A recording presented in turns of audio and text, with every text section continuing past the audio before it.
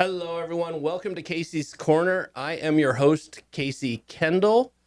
Today, we're joined by Jeff Smith from Focal Point Coaching. And I'm really excited about this because I've got a lot of good questions for Jeff. But first, I want to plug my book, Commercial Insurance Simplified, a real world approach for small businesses. You can go ahead and grab that on Amazon. I'm going to leave the link in the description as well. And I highly recommend, if you're a small business, either just getting started or have a few questions, pick that up. Or better yet, if you want a free copy, I'll get it to you. So, Jeff Smith, Focal Point Coaching. Let's jump right in. Thank you for being here. Yeah, absolutely. Thank you, Casey. I really appreciate this opportunity. So, Jeff, tell us a little bit about yourself. Sure. And then how you got started with Focal Point Coaching. Yeah. So I most of my background, I come out of financial services. I have approximately 30 years in banking, primarily in the marketing side of things. Wow. So I worked for Wells Fargo for years, doing their marketing for 4 or 5 states, and had a great time. Loved the organization. Learned so much. It really brought me to coaching, and so I basically took my experience with Wells Fargo and everything I've learned throughout my 30-year career. I'll tell you, I also paused in banking for a while and started a small business with a friend of mine. So I have that small business experience. I ran a small business for about 6 years, and then I went back to banking to Wells Fargo. So I have both the corporate and the small business experience. And so I retired from Wells Fargo, and I was thinking, geez, what do I want to do? I don't feel like just sitting around and doing nothing. So I started looking at franchise opportunities, and I kind of narrowed it down to 3 or 4 different opportunities. I really took the time to vet, and I thought, what would I be able to do where I could give back and help people? And I thought coaching would be a great one because I had coaching. I coached throughout my entire career, and then I thought, boy, if I could join an organization that also provided great support and a brand, then that would be the way to go. So that's how I found Focal Point. So Focal Point is a franchise. It's my own business. It's Focal Point Business and Executive Coaching. So I focus on both business owners, entrepreneurs, and executives, and that's how I got here. That's amazing. That's awesome. What is it? What is a day-to-day interaction with a business owner and their coach look like? Yeah, so typically, I mean, I offer different programs depending on the needs of the client. So the most popular one is I do one-on-one coaching, and do that for an hour every week, hour and a half each week. And we just go through and I meet them where they're at. So it's all a customized program depending on what their, hot buttons are, what their needs are right now. I'll do that. I also do group coaching. I do workshops. So there's things I can do. I can do workshops on communication, on leadership, time management, priority management. So I like to do workshops as well. But one-on-one coaching is kind of the day-to-day, where you spend an hour and really dive into some of the challenges and opportunities that a small business owner or an executive might have on their plate. What kind of businesses are you typically working with? Well, like I said, it really varies. I don't try to discount any type of business because we're all people and we all have the same needs. It could be a struggle with time, team, or money is really what it kind of boils down to. Time in the sense that they're wearing so many hats, they can't prioritize what they need to work on first, second, and third. So that really help them with priority and time management. It could be clarity. They just need to start off by understanding their business and where they need to go. So usually start off with something like that. And communication is always a huge issue. And so what I like to do with all my clients, whether it be a one-on-one coach, a small business client, or an executive client, I'll start off with a DISC assessment. Oh, I've taken one of those. Yeah, so you're familiar with that. So DISC, for anybody that's not familiar with that, it's an assessment. It takes about 15 to 20 minutes to complete. And then what it'll do is identify your natural style and your adapted style from a behavioral standpoint. So it's a communication tool to help you understand really about who you are and how best to communicate with your team. Or if you're in a sales position, I really teach you how to identify what that other person might be, so you know how to talk to them to help you with your sales process as well. So DISC stands for it's an acronym. Yeah. D is for dominance, I is for influence, S is for steadiness, and C is for compliance. And it's a great tool if you've never taken it to just find out what your style is and learn how to apply that to other people. I scored poorly on the compliance portion of Okay. it. Maybe it's the entrepreneur in me, but it identified follow through. And so that's one of my active areas in which I have to make that effort, which is the follow through. You know, everyone loves either getting that prospect or, you know, getting that opportunity or even closing the sale. But what I've found, at least in my business, is I may make my money up front, but I'm really making my money on the back end. Right. So that's what I learned from my disc is how can I control the chaos in my head so I can focus and follow through so I can execute this all the way through without any hindrance. And it also helps identify who you need to surround yourself with, right? So if you're low on compliance, meaning you're not attentive to details, you don't necessarily like working in the weeds, Sure. you can hire that person that does have high compliance, and that makes a great team. Yeah, absolutely. I think that's actually one of the reasons my wife and I are so successful is she keeps me in line and she pulls me down to reality sometimes. That's awesome. What's a common misconception that people have about the coaching world? Well, that's a great question, Casey, because there's so many people out there that call themselves a coach, and they're all different types of coaches. It's almost become a 4-letter word. Almost. Like consultant. But so there's a lot of coaches out there. There's life coaches. There's, all sorts of coaches. But a business and executive coach for Focal Point, you have to go through an intense certification process. Oh, wow. So I'm certified to be a Focal Point business and executive coach. And, there's a lot of training that goes behind that and a lot of hours to get that certification. Just like DISC, I went on to get DISC certified as well so that I can provide the DISC assessments to people as well. What's some of the things that you see when you're coaching this process or maybe even starting to coach someone where a business owner is stuck? Can you give me an example of where they might be stuck in their process? I worked in a restaurant for a long time and they said, "Oh, we're in the weeds." Yeah. And so I'm thinking of like parting the weeds so I can at least see the goal. So what's you mentioned communication, but what is really that area where they're stuck? Well, yeah, that's a pretty broad question because what I'd have to do is go in and assess, and I have them do a business skills assessment on the front end to see where they feel they're strong, like if they're strong in marketing, if they're strong in communication, if they're strong in leadership, and so on. So that'll help identify maybe where there might be some opportunities for them to grow and get better. I'm all about helping people get better. Nobody's ever going to be perfect, but as long as they want to strive to get better, it can definitely help them move the needle on that. Help them get from where they are to where they want to be quicker than they could alone is really what I try to achieve.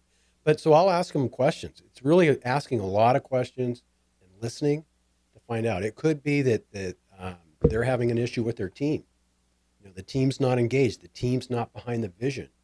So that in turn leads to a leadership issue, right?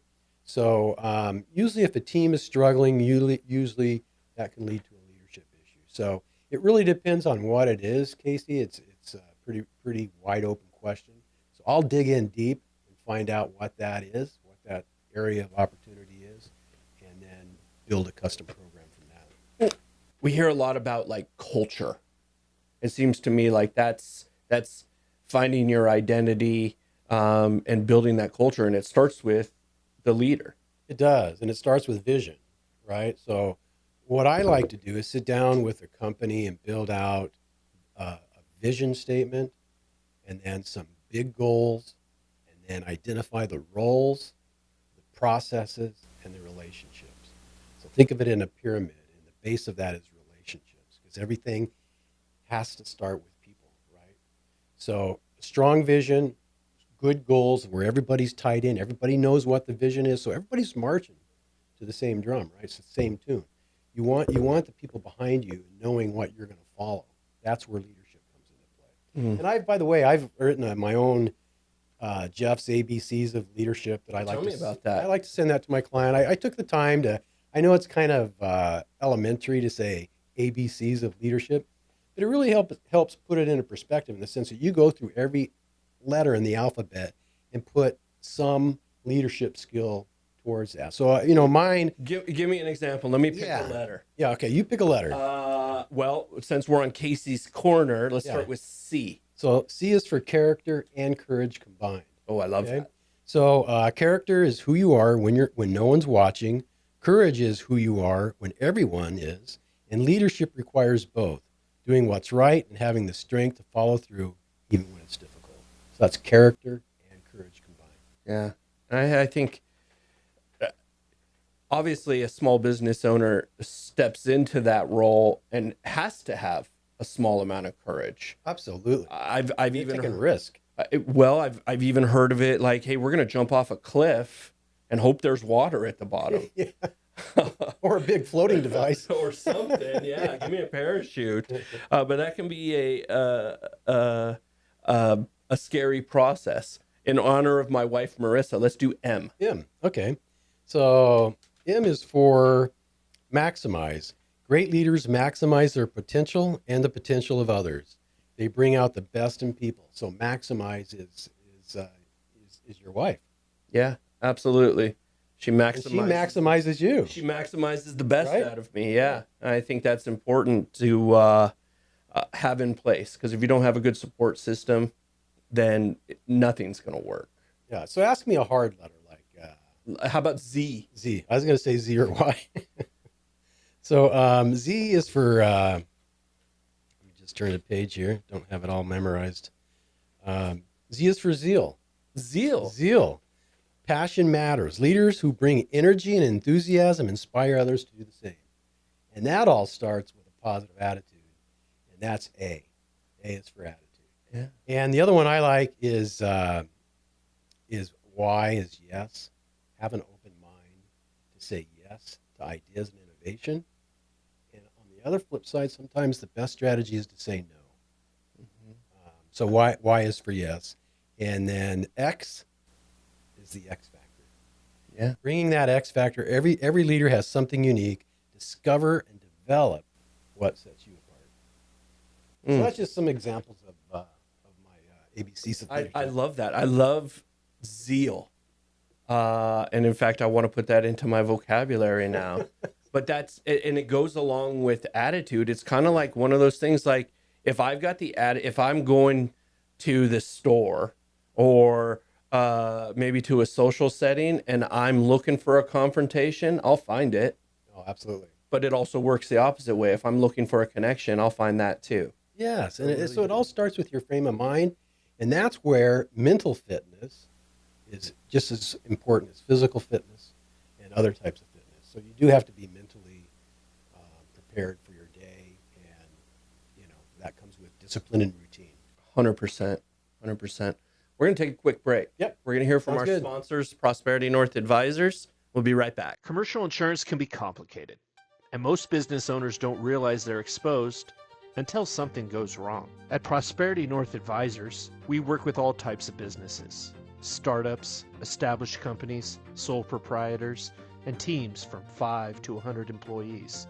No matter the size or stage of your business, we can handle it. We specialize in assisted living, pest control, and service-based businesses. We know exactly how to handle your risk. Fleet of vehicles, we can help. Work comp challenges, We got you. State or vendor compliance, same day turnaround on your documents, guaranteed. And in most cases, we're helping clients save 15 to 20% while actually improving their coverage. So if you're not 100% confident in your business insurance, it's probably worth a conversation. Prosperity North Advisors. Our mission is to protect your prosperity. And we're back. Thank you, Prosperity North Advisors, for all your commercial insurance needs. Be sure to check them out and reach out directly. We are back with Jeff Smith, Focal Point Coaching. Jeff, before the break, we were talking a lot about culture and the DISC assessment. I love the DISC assessment. And you gave me a new perspective on the communication, the outbound communication, but then also who should I be putting around me that's going to pick up my slack, Right. so to speak. Right. Developing your team. Yeah. I think that's extremely powerful. If I'm, again, not a compliant guy, I better have someone who understands that compliance so they can reel me in. Yeah, because that's not one of your natural strengths. I mean, you can work on it to get better. But yeah, if you can find someone and you're adding to your team, that's what you might want to look at. That's amazing. That's amazing. Let's talk about goal setting. Sure. How important is goal setting, and how often should a business or a business owner revisit those goals? Well, that's a great question. The way I like to coach to goals is, again, you have vision, then goals. So you want to have some lofty goals that you put in together at the beginning of the year, and then I like to see quarterly goals and monthly goals. And from the quarterly and monthly goals, you break it down so you can see that every day. And I would look at your goals every day. That's one of the things. I wrote a morning routine called the first 10 plays of the day. Mm-hmm. And the theory behind this is I thought some of the best football coaches in the NFL, Andy Reid, Bill Walsh, they developed a program where they scripted the first 15 plays of the game. And they did that not to anticipate what the defense would be, but more to anticipate or to relax the team, knowing what the plays were going to be, create momentum going into the game. And so I took that concept and said, what would be the best first 10 plays of the morning of the day for each business leader? And so I developed that. And just briefly, I'll kind of walk you through what some of those are, if you don't mind. But that's kind of the theory behind the first 10 plays. First play in the morning when you get up, start with gratitude or an affirmation. And basically what that looks like is keep a small journal by your bed each morning or at night. Write down 3 things you're grateful for, or one affirmation that inspires you. For example, I lead with clarity and confidence. Today I'm going to lead with clarity and confidence. And then you write something you're thankful for. Like I get up every morning. The next one is move the body, number 2. I get up every morning and I walk or run. And when I do that, I look at the beauty around me and I say a couple things that I'm grateful for about my journey on my walk or run. Mm-hmm. And getting out in nature, it just frees the mind and it sets your tone for the day. The third one is hydrate and fuel well. Yeah. So make sure you're drinking a lot of water and fuel well before you drink your caffeine. Don't get up right away and start the caffeine. The next thing is reset your mindset. And that's where, just take a little bit of time to meditate, or I like to pray. It really sets your day off in the right direction. And basically, the practical tip I give here is develop a daily habit of prayer, or try 15-minute guided meditation. You can also visualize yourself successfully leading your team through the day's biggest challenges. And then it goes on. I review long-term vision. That gets to our goals. Mm-hmm. And goals. I set my top 3 priorities for the day. Those are the big nuggets that you have to achieve. And then I go on to communicate early with your team. And then I wrap it up with tackle one strategic task before email, make a personal connection with someone on your team or someone you love, and then take a look at your calendar and your playbook. Wow. For the week. So those are my first 10 days. Going back to goal setting, about 80% people don't have goals. Of the 20% that do, only like 5% have them written down. Mm. So the importance is really writing your goals down and reviewing them on a daily basis. They become real. Become real. And you're constantly looking at them so that it's not just something you're doing at the beginning of the year, putting it in a drawer, and then all of a sudden the year's gone and you don't realize that you haven't really tackled any of your goals. One of the things that has really helped me in my, I don't know, let's call it maturity journey or something like that, is a guided meditation, a meditation into inner reflection, into visualization. But I mean, maybe you could call it a prayer, but I've gotten to the point to where if I can just take 10 seconds and flush all of this, that could be my reset that I need. Yeah. Yeah. And that those types of things have really, really helped. I think the average person gets up, they start scrolling through their email, they start looking at social media, and it just, all that stimulus just sets your day up for, like, I think, chaos. Because Mhm. you've got all these things going through your mind versus starting off peaceful, moving the body, being grateful, taking that time for prayer and meditation. What habits do high performing people have? I think high performing, and you can look this up. They have routine, they have discipline, and they have habits. We're all based on the habits that we build, and either you're successful with the habits you have, or you're not successful with the habits you have. So it's really about developing that routine and those good habits and starting it from the day. I'm a routine guy. I have to have a routine. When my routine gets thrown off a little bit, I have to regroup. Yeah, yeah, it hit that reset button. Um, what does coaching look like if someone's like burned out, overwhelmed? Maybe they're just throwing stuff against the wall and hope it sticks. Their team is disorganized. What's Well, I think a couple things happen with that. I think you have to go back and look at your why. Why are you doing what you're doing? That comes with clarity. So I do a lot of work on the front end with clients on clarity and what is their why? What is your why for getting up in the morning? What is your why when you're having a bad day? What is your why? You're going to wake up and go, this is my why. And and there's some great material out there, and I think there's some great podcasts that you could look up on building your why. Simon Sinek? Simon Sinek has Yeah, that's what I was going to absolutely. He's like the king of why. He's the king of why. But it's so important. So that goes back to your vision and why are you doing what you're doing. And if all of a sudden you're in a rut and you don't know why you're doing it, then you need to revisit your why. Well, even Tiger Woods rebuilds his swing every couple of years. Oh, absolutely. And that's a great point because Tiger Woods is constantly striving to get better. Tiger Woods has a coach. Everybody can strive to get better. Everybody could utilize a coach. And one of the things a good coach will do is hold you accountable. Mhm. He'll look from the outside, and that's what I don't have to know everybody's business. I just have to know business, and I have to know people and emotional intelligence. And so, what I'll do is I'll take a look at where they're at and help them get better. And that's where a coach comes in and holds them accountable. That's amazing. Um, Time management. That's probably my biggest area of improvement is managing the time. And then my constant why, my wife is the time management queen. And so I struggle with that. Is that an element of where you're coaching to, and what does Absolutely. that look like? Yeah. So oftentimes, time management is a big, and I like to refer to it as priority management because time management is like blocking out things on your calendar, which is important to do, I feel.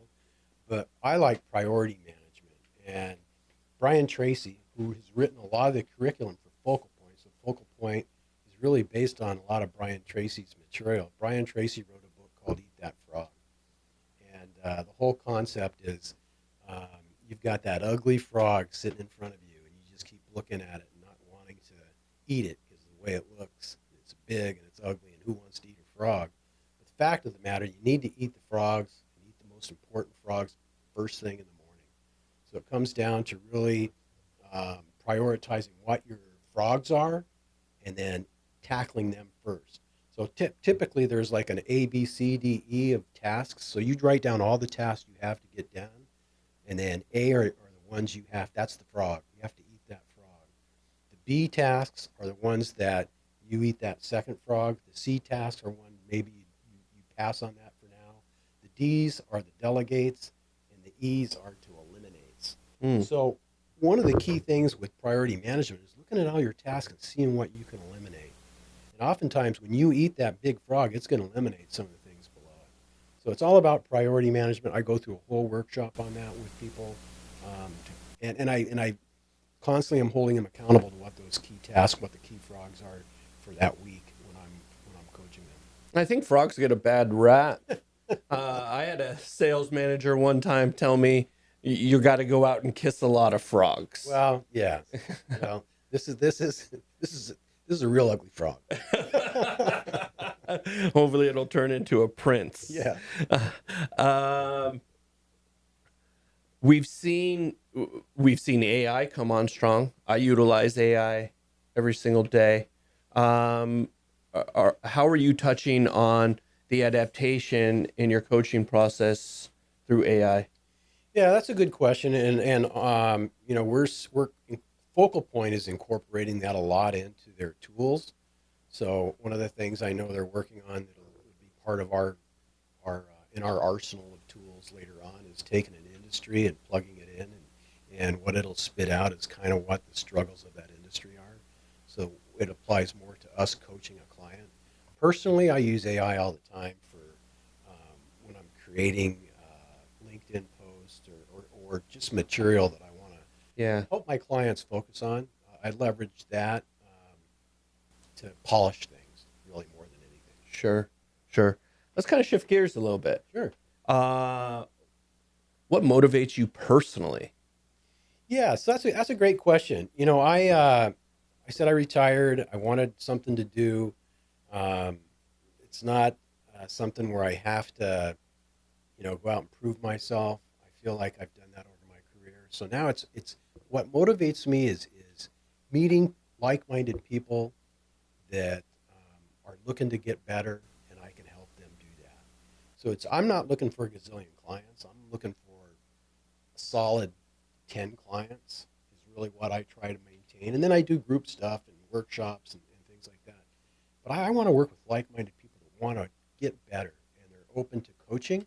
It's not everybody's open to coaching. A lot of people think they know it all. Do you face resistance at times? I have my approach when I talk to someone is I'll explain, the fact that I help business leaders gain clarity, and I can help them set their goals, achieve their goals faster than they can by themselves.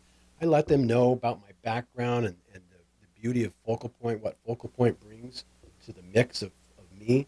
And then I let them know that if they're willing to put in the time, they're going to increase productivity, which leads to increased profitability, which leads to improvement in quality in life, personal and professionally. And then I'll say, but I'm not right for everyone. Mm-hmm. Because I'm not. And that's why I try to have a conversation. I'll sit down. I have about 4 or 5 questions I ask them to see if there's a fit. And so I'm interviewing them just as they're interviewing me. Sure. To see if there's a fit. Because I don't want to work with people that are not a good fit for me. Because I only have so much time, just as you only have so much time. And I want to work with people who want to get better. It seems to me that if someone's already made the decision to pursue a coach, the resistance should be minimal. Minimal, right? I mean, I think the people that I've identified, I need someone to help me with time management. I need someone to hold me accountable. I need someone to look at my marketing. My background's in marketing, so I like to look at what they're doing, what they're spending their money on, and is it getting the results? What are their KPIs? How are they looking at their key performance indicators to say, yeah, this is working or not? I saw a thing the other day that said it was basically like the evolution of a business and how it evolves, and you're establishing, and like, let's just say it's a startup, right? And you've had some success, you've gotten to that 500,000, maybe you've got 2 or 3 people that are working for you. But the point that they were making was really that evolutionary process of the people that you have around you right now may not be the people that you have when you hit $1 million, $2 million, and beyond. So I think really surrounding yourself with that team really brings that forward. Yeah, and I think a coach can come in and see where they're at on that bell curve. You know, maybe it might be the growth phase, maybe it might be the plateau phase, maybe it might be the decline phase. But I think we can come in and help at each one of those phases. Hmm. Are you a morning person or a night owl? I'm a morning person. Again, I get up, I do my routines. I don't, I don't stay up late. What was the saying that my mom used to say? Nothing happens good after dark. So I have learned over my life, the second bar is never better. That's a good one. Stay here or go home. That's a good one. What's the best advice you've ever received? My best advice is you can do anything you want to do as long as you have the right attitude. My dad used to tell me the reason why you're successful in sales is because nobody told you you couldn't do it. And I think a lot of people get a lot of bad advice. A lot of people don't have that positivity injected into them. So they need outside sources to help them with that. But it starts with an attitude or frame of mind. Can you define leadership in one word? Oh, boy. For me, leadership in one word would be serving. I think in order to be a good leader, you have to be able to be willing to do anything you're asking your team to do. And I start with a servant leadership philosophy. I love it. To help people to get to know them, not just to say you're coming in and working for me, but to get to know them, what drives them. That comes with emotional intelligence, and that's what EQ is all about.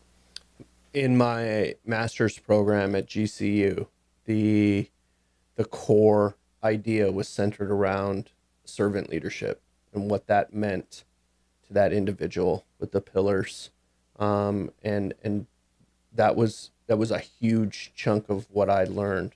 The Greek word for sales actually translates to service. And I love that. Yeah. In fact, I'll send an email. How else can I serve you? Yeah. Because sales is really about, and this is how I look at it. It's not about the pitch.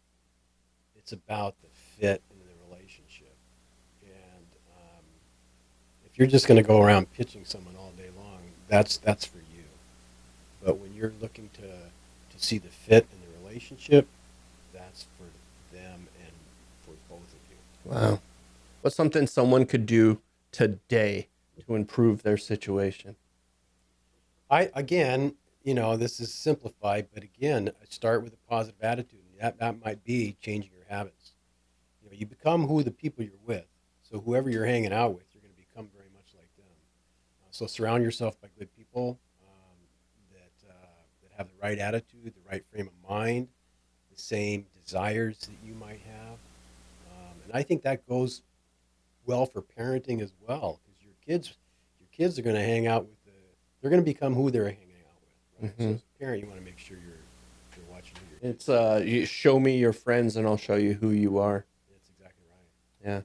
Yeah.